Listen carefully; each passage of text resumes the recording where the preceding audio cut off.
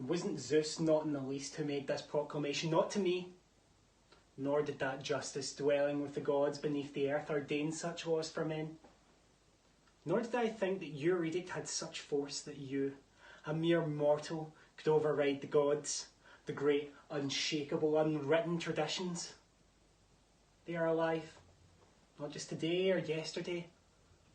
They live forever, from the first of time, and no one knows when they first saw the light. These laws, I was not about to break them, not out of fear of some man's wounded pride and face the retribution of the gods. Die I must. I've known it all my life. How could I keep from knowing, even without your death sentence ringing in my ears? And if I'm to die before my time, I consider that again. Who else on earth, alive in the midst of grief such as I, could fail to find his own death a rich reward? So for me, at least, to face your doom is precious little pain. But if I were to allow my own mother's child to rot an unburied corpse, that would have been an agony. This is nothing. If my present actions strike you as foolish, then let's just say I've been accused of folly by a fool. No, believe me, the stiffest stubborn wills fall the hardest, the toughest iron, tempered strong in the white hot fire.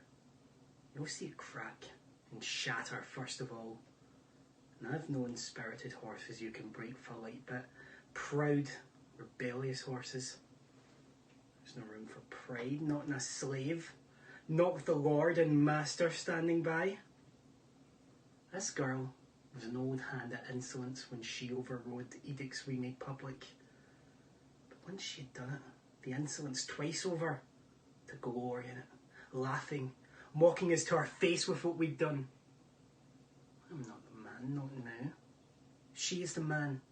If this victory goes to her and she goes free.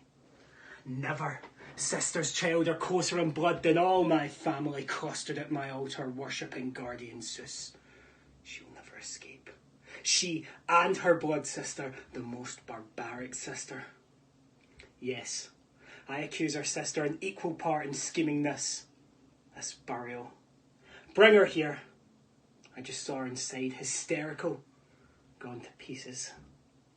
Never fails.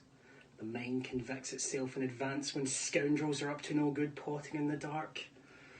Oh, but I hate it more when a traitor, caught red-handed, tries to glorify his crimes.